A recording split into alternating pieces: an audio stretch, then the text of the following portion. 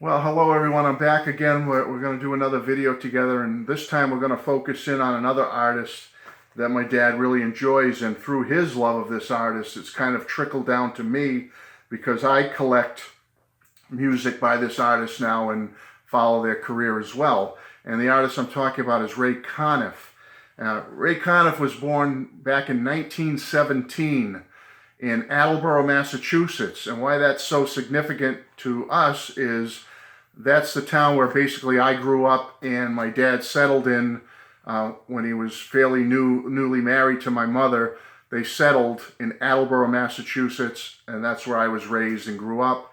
And did you know at the time Ray Conniff was from Attleboro when you were moving there in 64, 1964? I heard occasionally about him being in Attleboro, but it was never blown out of proportion or magnified. So it wasn't like you were coming into Attleboro going, "Oh, this is the hometown of Ray Conniff."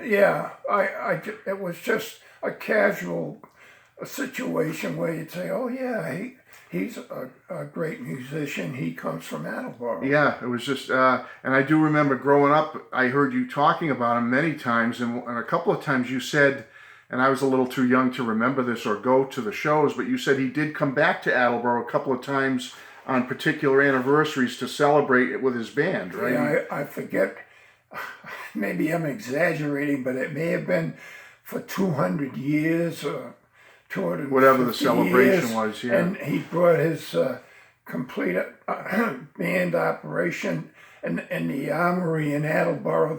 On one particular weekend, they had a concert, and he was on it at that time. Yeah. And then eventually they named the bandstand as a park. Dave can describe. Yeah, there's a park in the center of Attleboro, and the bandstand's named for Ray Conniff. And yeah, that was a big deal when he used to come back to Attleboro. He graduated high school there, and I don't know if he went in the service or not, but then he went off, might have served in the armed forces, I believe. And then after that, he ended up settling in Los Angeles or Hollywood or wherever on the West Coast to start his career off as a professional musician. What were you going to say? Go ahead. He toured as a trombone player with some of the great bands. When bands were at their height. Do you remember any of the band leaders he would have worked for? No? I'm not sure. He might have been with one or two of the Dorseys, Jimmy or Tommy Dorsey. Right. Yeah. I'm not sure about that, but he had a great talent as a trombone player as well as being able to write music. Yeah. So he went off to Hollywood, California, LA, whatever, and he started his career. And certainly, as you know, I pulled out some of your old Ray Conniff albums, and just to give you a little taste, like this is one of his early ones. Yeah. His early famous ones. These are albums my dad had in his collection. Just to show you some early. Yeah. You might remember the images on some of these. The Godfather one. Right. I always wondered if one of those girls on the cover was his wife. I never knew what she looked like. And I'm going to come to one where it ended up being his wife. She is on a couple of the covers, right, along with his daughter. This is a really well-known one you had here. Yeah. Yeah. Yeah, very, very.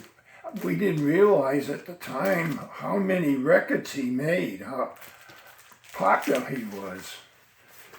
A couple more, and then I'll show you kind of a special one. That one you had. And actually, this might be his wife. I'm pretty sure. Yeah. It could be, yeah. But I have one here that's definitely his wife, but this could be her as well. And that's this one here. This one has Ray's wife on the back of the bicycle and their young daughter, I believe her name is Tamara, on the front of the bike. Right. And the funny thing about this is it came out in the 70s, and his daughter Tamara, last year, you and I went, they had a special, his daughter Tamara, who's now in her 50s, donated a bunch of Ray Conniff's music memorabilia to the city of Attleboro, where he was a native son. And so the city set up a Ray Conniff Museum, a temporary museum to show the public all of his hardware and his gold records and his stage costumes and letters from presidents and world leaders. And my dad and I had the opportunity to go last year and see it. And what they've done with the items since is they've put them back in storage, and they're building a brand new high school in Attleboro, Ray's hometown, and they're going to display all of those pieces of memorabilia at the entrance to the Arts Center at the new high school. So all that stuff will be on display as you walk into the veranda of the new Arts Center. So that's kind of a nice thing. So she came to Attleboro last year. We didn't get to meet her.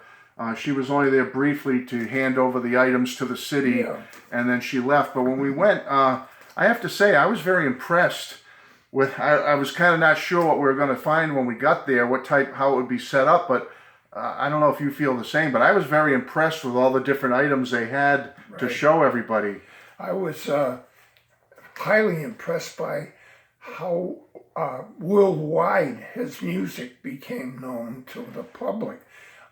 Asia, Europe, South America, because many of his recordings were music that related well to the various dances that came out of South America, the samba, the tango, etc. And he made millions of records that were sold worldwide. I didn't realize that until we followed up and learned a little bit more, especially going to the museum and seeing what they had to offer. It was amazing how many gold records he had, not only from the United States, but throughout the world. He was selling millions in places like South America and Europe. And at some points, I think in the 70s and 80s, going towards the end of his career, he was bigger, and I've read that he was bigger in places like Europe and South America, even than he was in the United States.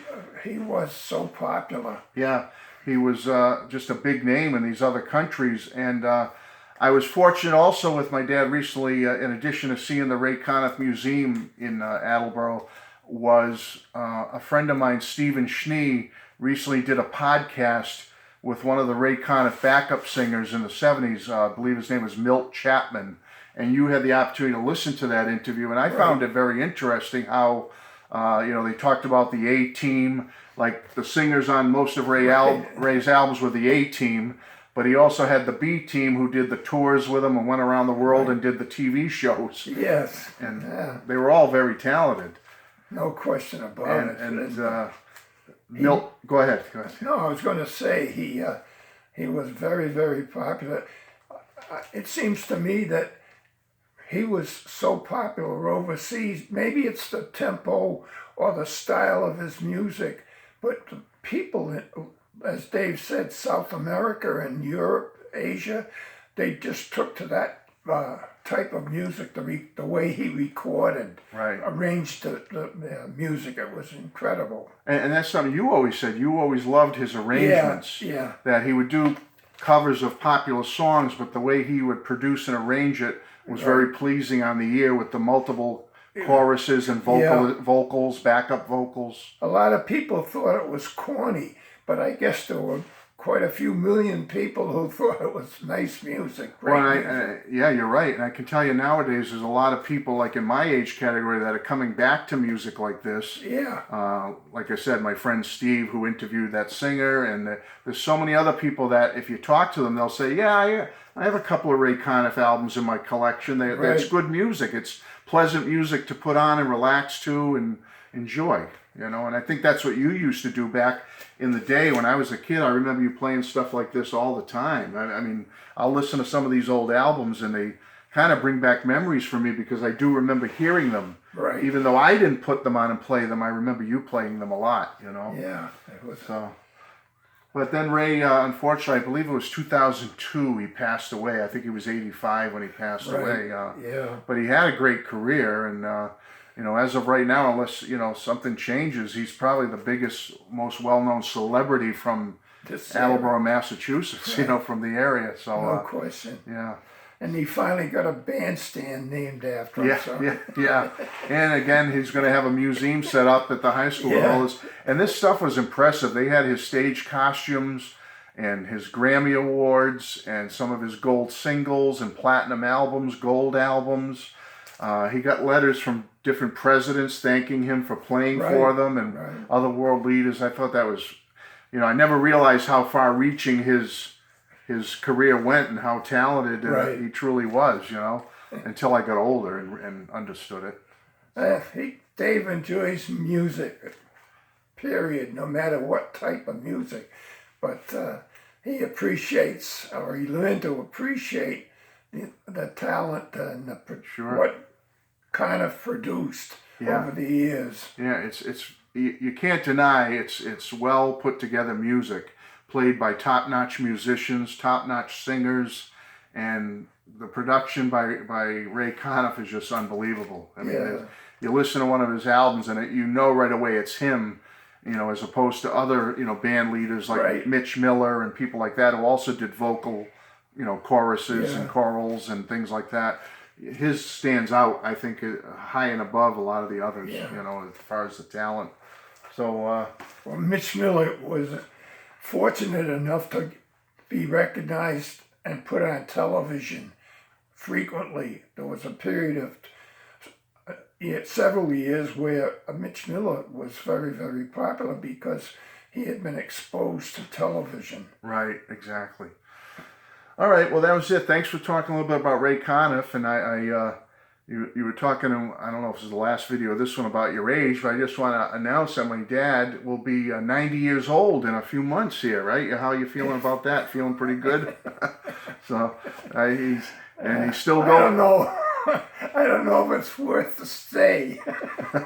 Well, you got to get through this coronavirus and without being sick, and we'll be fine. So. And by the way, he promised me he's going to pay me for this appearance. Yes, I will be paying him.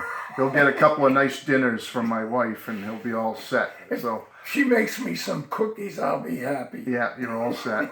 All right, well, thanks again, and we'll be back for one more. Bye-bye.